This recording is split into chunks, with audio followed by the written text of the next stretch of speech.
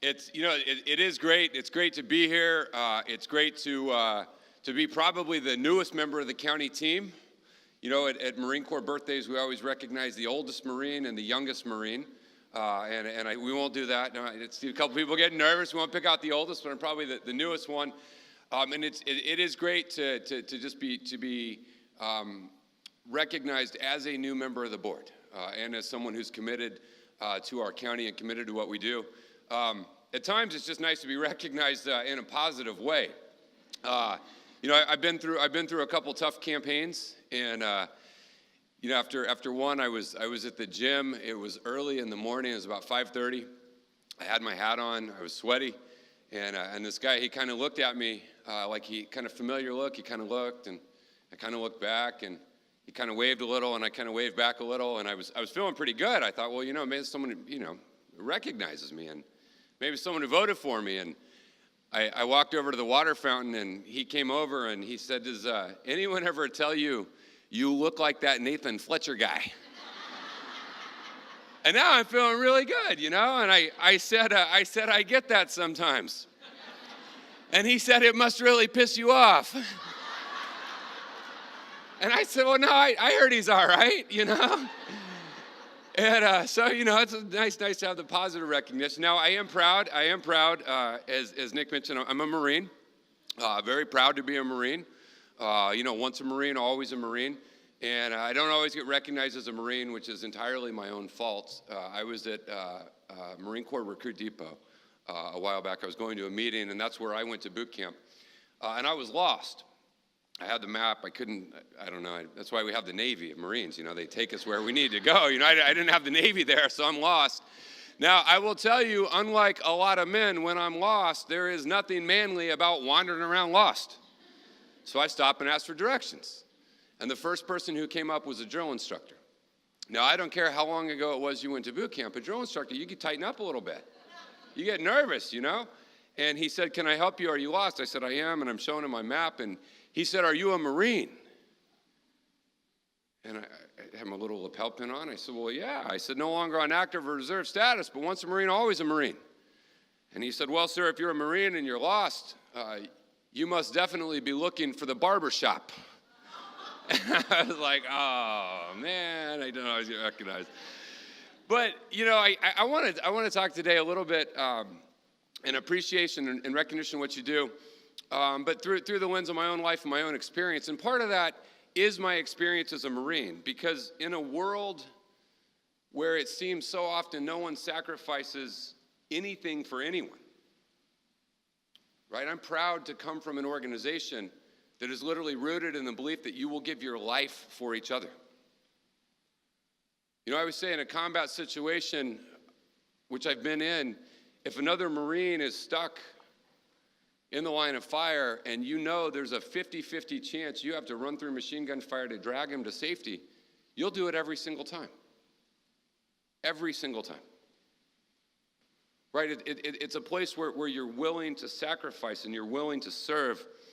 And at a time in America where some of our top leaders daily demonstrate a commitment to selfishness, to self-service, to greed. In that environment, it is always rooted in me that that's not where I come from. Right? That's not what Marines do. You sacrifice yourself for others. Simon Sinek in a TED Talk really summed up, I think, of the societal dilemma that we face. And he said, on Wall Street, they give bonuses to people who sacrifice others for themselves.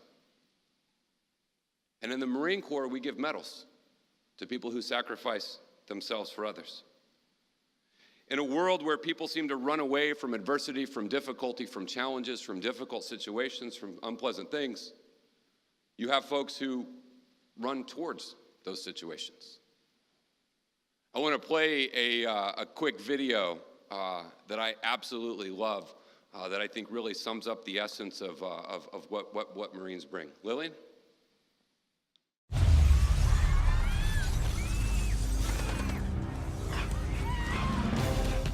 There are a few who move toward the sounds of chaos, ready to respond at a moment's notice.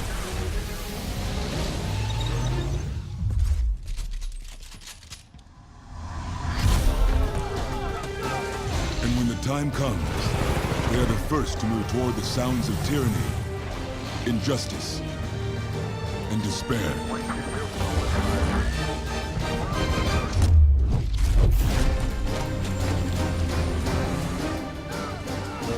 They are forged in the crucible of training. They are the few, the proud, the Marines.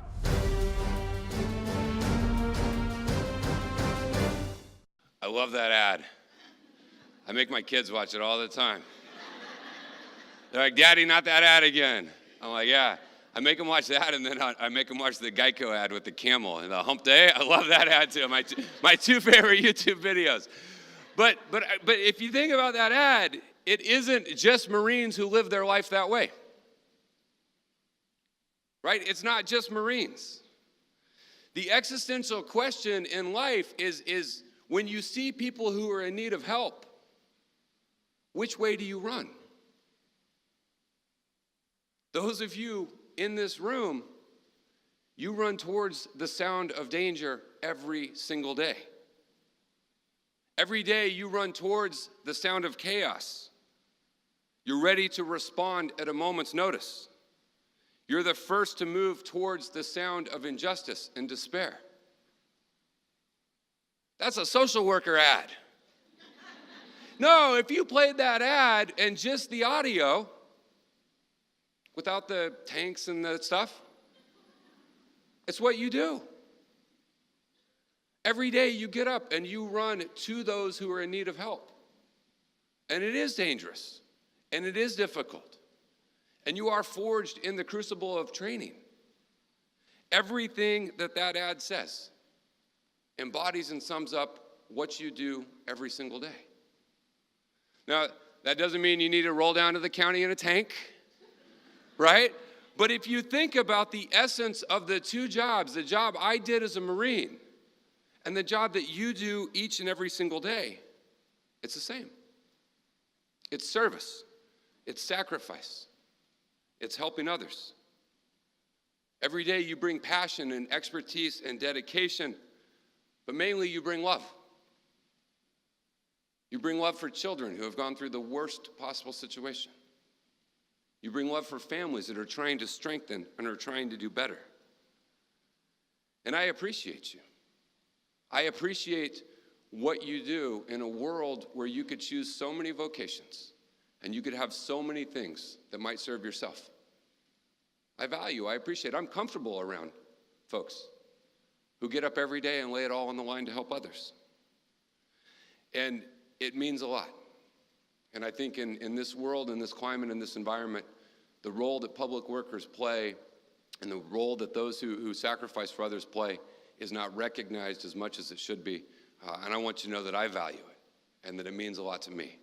And I have tremendous respect and appreciation for what you do. I also want to share just a little bit of why this issue in particular is so important to me and to my family.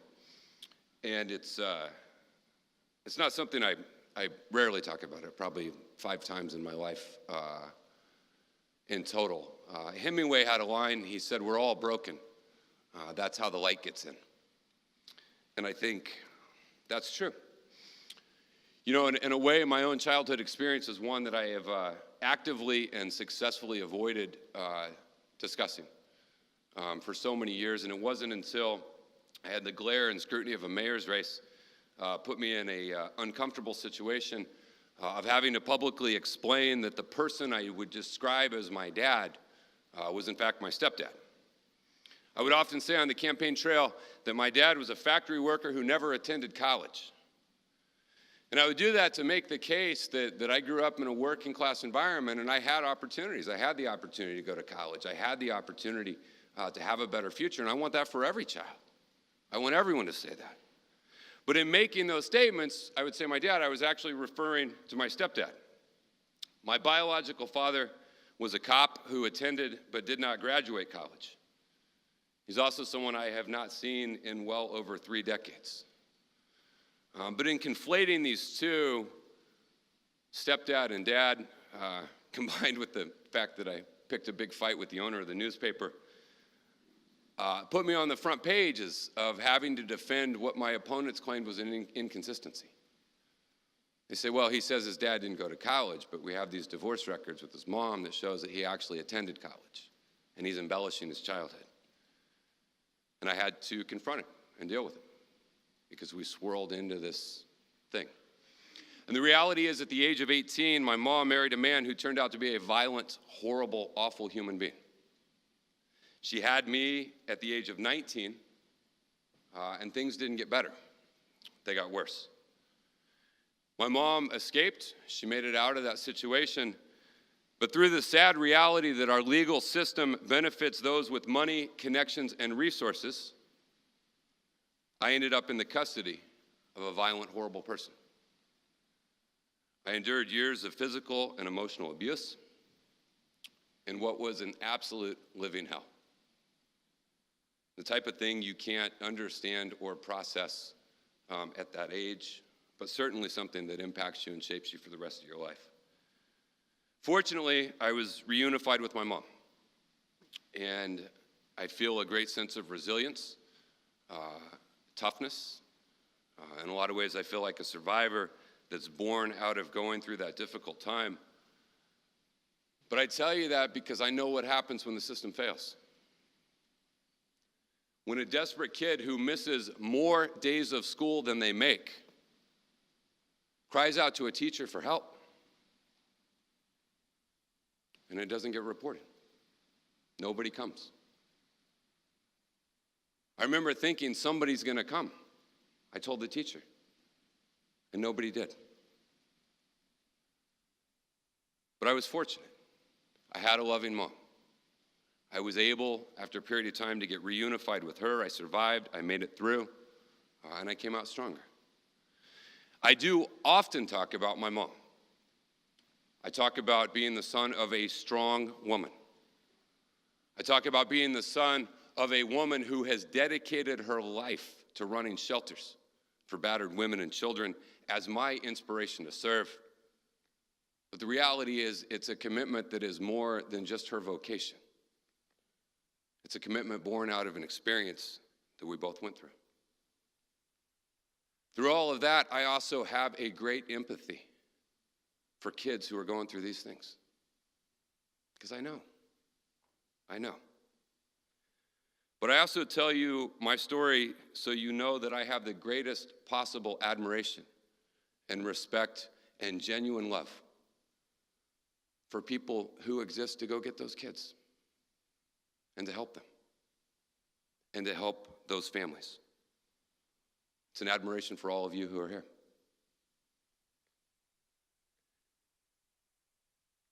That combines with a sense of urgency, which Nick knows well, my sense of urgency.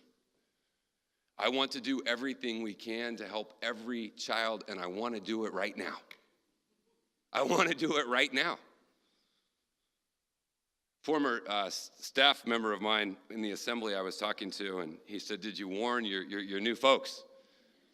I said, warn them of what? And he said, you're impetuous. I said, I don't know what that word means. I had to go look it up. Right? But there is a sense of urgency, and it drives me, and it motivates me. Because if we do something and it helps one child, then it's worth it. How often in life can somebody genuinely say they saved someone's life? That doesn't happen. People are like, oh, there's a car crash. You did CPR. Okay, maybe, probably not. But what you do every day, it saves lives. And I bring my life experience with you to join with you and to fight with you and to push with you. As a parent, Nick mentioned, our 2 little ones are adopted. Now, they'll say they were chosen, right? They'll say they were chosen. They'll say my birth parents couldn't take care of me, and God chose my family. It's a beautiful thing. There's no stigma. There's no shame. It's a wonderful, beautiful thing. I love the Adopt 8 program. It's one of my favorite. You're seeing kids get reunified. Stable, loving environments. They're getting unified with that bond and that structure that they need for the rest of their life. As a member of the California State Assembly, I authored legislation on adoptions, on foster care, on juvenile justice. We did everything we could to push, to help, to support, to do more. And now as a supervisor, I'm going to do the same. To support you, to help you, to equip you, to do everything we possibly can to help those children who are coming out of a living hell. Children who did nothing wrong, no fault of their own. Children pay for the mistakes of adults. And if there's one category that everyone should agree should be the priority, it should be those.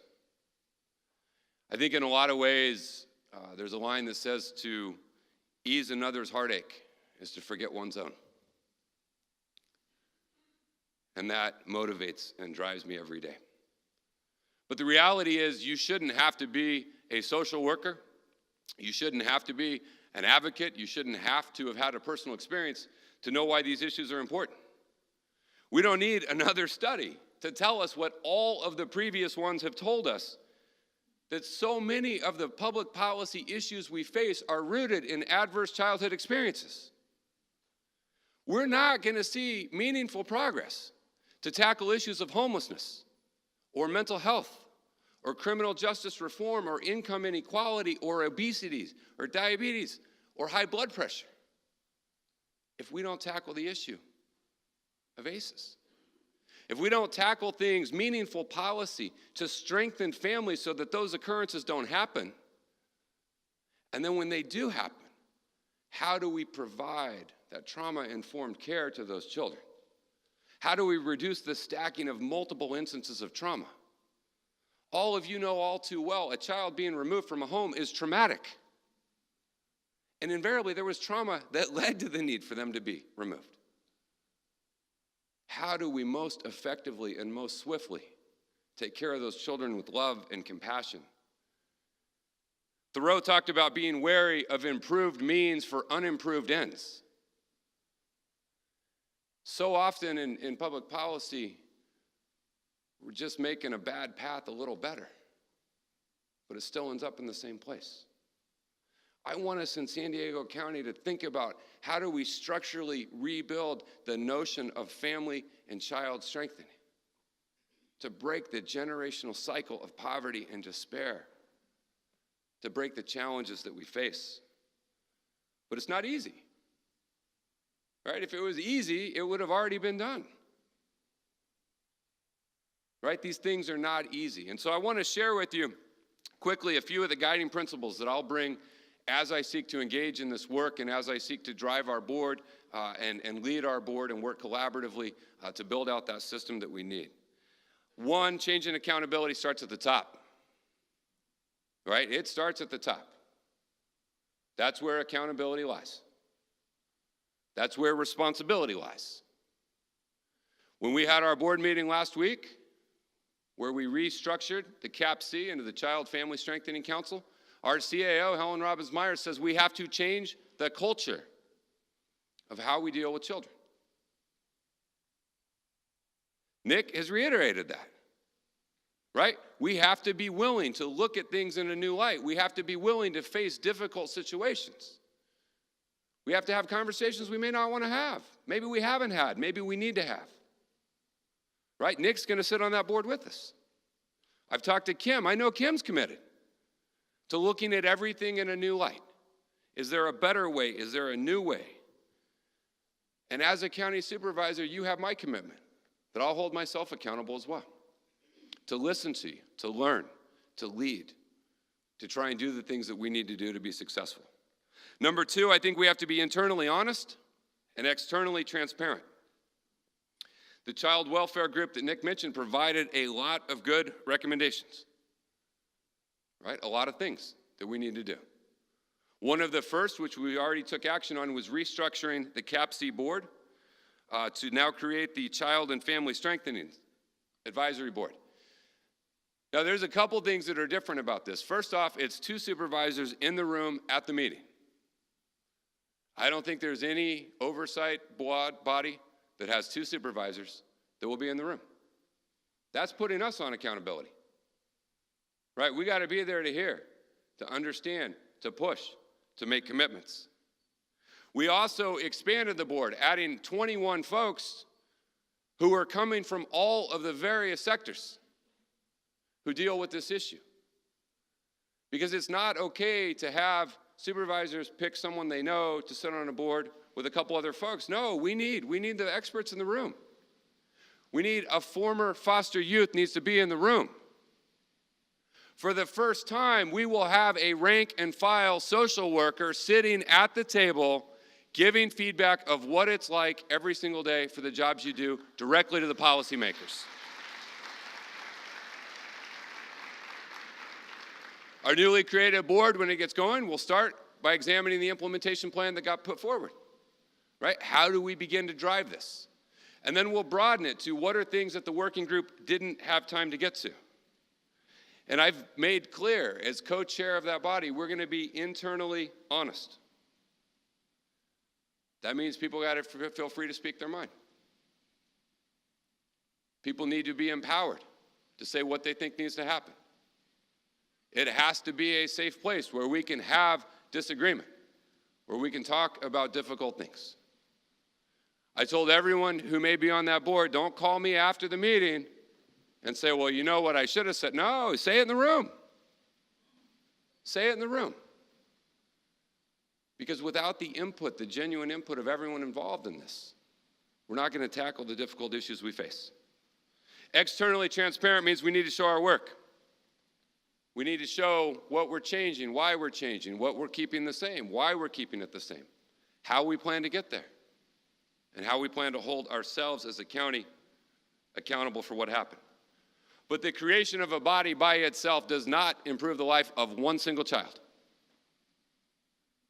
Not one. This body will be judged by its actions. It will be judged by the suggestions and recommendations it comes up with and the things that the Board of Supervisors actually implement. But it is a step to getting a more well-rounded system. Number 3, guiding principle, officers eat last. Officers eat last. Now, for the record, I was not an officer in the Marine Corps. That means I didn't eat last. I had an experience. I was at a cold weather survival school. I was a lance corporal, which is about as low as you can get. You come in as a private, and then graduate boot camp as a private. Then you're a lance corporal. And I was at a cold weather survival school, and we're way in the mountains. It's snow. It's freezing cold. We're sleeping in snow caves. And we had not had hot food for the longest time, no hot chow. And then I see this, it looks like a Humvee with like snow tracks on it. It's like plowing up through the snow. And I said, what's that? And one of the guys with me, he said, oh, they're bringing hot chow to us. And I got excited. I'm telling you, you've been at cold weather survival school for a week. You haven't had hot food. That's pretty good. And then I looked at the truck and I looked at the number of Marines and I'm like, there's no way there's enough food for all of us. And then I heard him yell out, they said, get in line to eat by rank. I'm like, oh, I'm screwed. I'm the lowest ranking Marine here. I'm not going to eat. But do you know when Marines say get in line to eat by rank, you know who eats first? The privates eat first. And then the lance corporals, and then the corporals, and then the sergeants, and then the staff sergeants. And somewhere between the staff sergeants and the gunnery sergeants, they ran out of food. They ate cold food. It means you take care of those you're responsible for first. From a policy standpoint, that means we take care of you. That means we listen to you. Now, I know social workers are not shy. Last year, I met with a group of y'all, a crowded room, for a couple hours. I can attest to the fact that you're not shy. You will tell us what's on your mind, but you have to keep doing that. You have to keep doing that. because then we're equipped to provide you the help and support that you need. I know you need more help. I know we need an increase in the number of case-carrying social workers to help you out.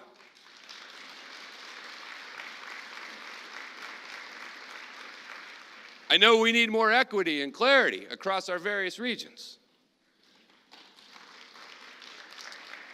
I know we need not only recruitment of the best social workers. You can clap on that. We'll bring those folks aren't in the room, you know, they aren't here yet. But I know what we need is programs and actions to make sure we retain those of you who are committed to a difficult field.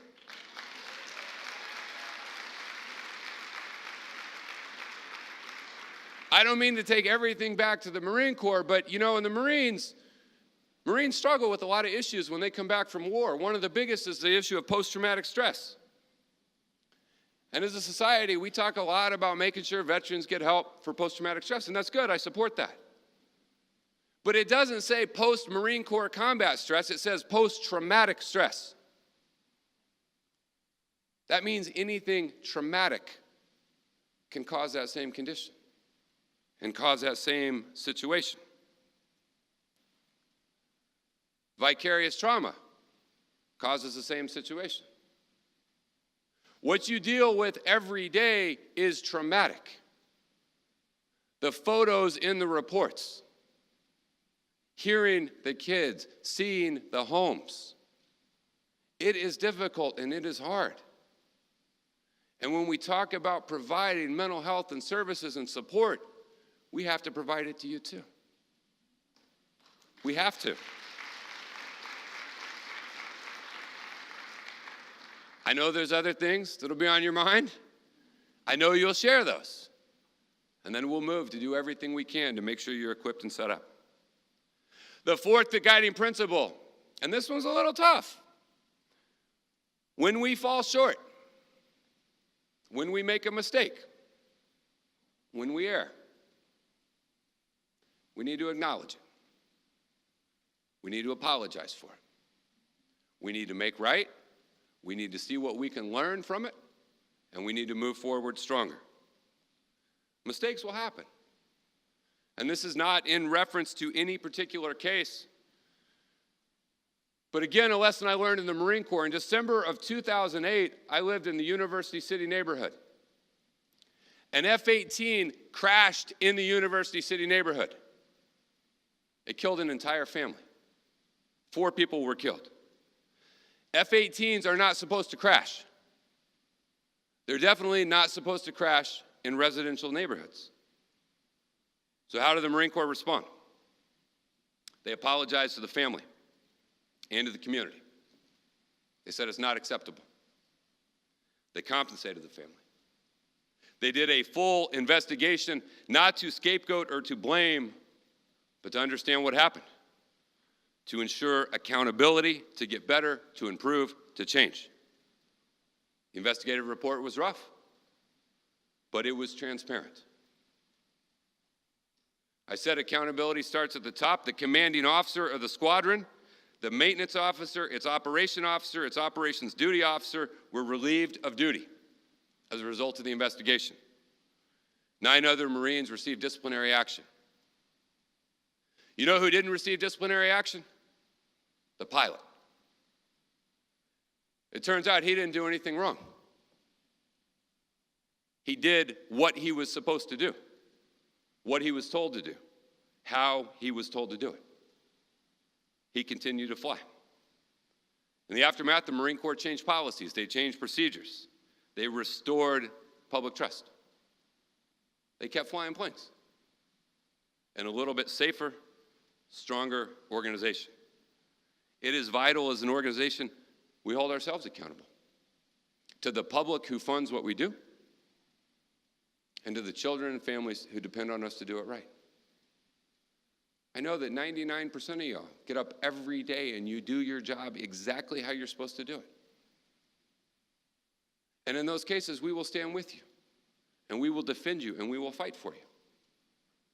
And for that 1% that doesn't want to cut it, maybe this isn't the line of work for them.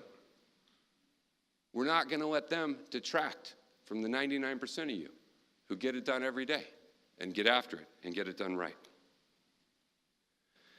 We have to accept as an organization that scrutiny, second guessing, and legitimate questions are a part of life. It's our shared burden. It's part of the job. When you do things right, no one is going to write a story in the paper that you did it right. That is just a fact. It's just a fact. It's a reality. But the driving goal and motivation to be in this line of work is not public praise. It's the internal purpose that you get from knowing you're making a difference in the lives of kids. When we err, let's admit it, let's correct it, let's move forward together. Number 5 is embracing change.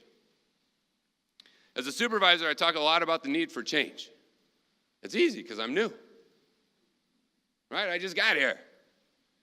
But the reality is, if I did something last month and I learned now there's a better way to do it, I'm going to say we should change.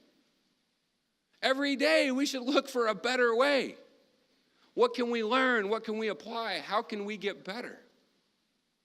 If I did something yesterday and someone points out, hey, there's a better way to do it, then we're going to change. The notion of change can be forward-looking. It can be positive. It can be rooted in a culture that says we should always strive to do more and to do better. Number 6, there's only 7, so don't worry. Number 6. Hey, we're all in this together. We're all in this together. There's a great analogy that says people are in a boat and someone's saying, hey, you know there's a leak in your side of the boat. You ever been in a boat? If it's leaking, do you care what side of the boat it's leaking from? We're all in this boat together. That means that social workers and judges and lawyers and advocates and nonprofits and county supervisors and county staff, hey, we're all in this together. You know, I want to tell you, one of the most encouraging things in the short time I've been here has been meeting with folks who are on the working group. Folks who work in nonprofits that try and help. And you know what they told me? They said, we need more social workers. They need more help. And then I met with a social worker who said, hey, the judges, they need more help. And then I met with a lawyer. And the lawyer said, hey, the juvenile justice system, which they're not a part of, hey, they need more help.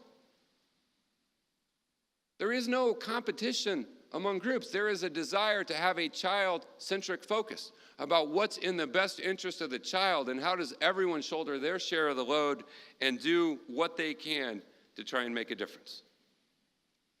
And then number 7, and the last one, is we can never forget why. Why we do it. It's so easy when you're dealing with forms, partners, courts, the county, regions, the daily grind. You can get worn down by the how and the where and the when and the how much and the who. And when you're having those days, at your worst day, your point of greatest frustration, where the entire weight of all of society's failures is stacked on your shoulders, you got to remember why you do it. You do it because there are those among us who run towards the sound of chaos, who run towards injustice and oppression, who run towards those who are in need of help. That's why we do it. Yeah, you're going to have tough days. You're going to have difficult days. You're going to get frustrated with your boss or your coworker or the person who works for you. But you can't ever lose sight of that. I tell my staff every day, I say, man, we have the greatest job in the world. I mean, if you think about life, most people go to work to pay the bills. They get up every day and they go to a job and they do that job so they can provide shelter and food and health care, hopefully, right? The basic essentials. And then to the extent they find purpose, they have to find purpose in some other way. Maybe they volunteer at their church or a nonprofit. Maybe they coach a sports team. I tell my staff every day, I said, imagine this. We come to work, and that's our purpose. We fight every day to help people. I said, can you believe they pay us to do this job? They pay us to do things that other people volunteer to do. Right? This is our profession. This is our vocation. And when it's hard, you can never forget why. In closing, I want to share with you one of my favorite poems. It was written by William Ernst Henley. At the age of 12, he contracted tuberculosis of the bone, known as Pott's disease. He had a leg amputated, which this is the 1850s. So it's not like I had a buddy who has leg amputated. He went to airborne school and ran a marathon, right? This was not happening in the 1850s. At the age of 12 that happened. He had a recurrence of the disease. He thought he was going to die. They were looking at taking his other leg. He spent 2 years in a hospital, not sure that he would live at the age of 17. And he wrote the poem Invictus, which I think in a lot of ways sums up in an incredibly beautiful way the struggle and the adversity and the getting through difficult periods of life. And it says, out of the night that covers me black as the pit from pole to pole, I think whatever God's may be for my unconquerable soul. In the fell clutch of circumstance, I have not winced nor cried aloud. In the bludgeoning of chance, my head is bloody but unbowed. Beyond this place of wrath and tears lives but the horror of the shade, and yet the menace of the years finds and shall find me unafraid. It matters not how strait the gate, how charged with punishment the scroll. I am the master of my own fate. I am the captain of my soul. Every day, you help kids who have come through that place of wrath and tears develop the potential to have that unconquerable soul. I value and appreciate what you do, and I will be there to stand with you as we together move forward to do everything we can to serve our kids.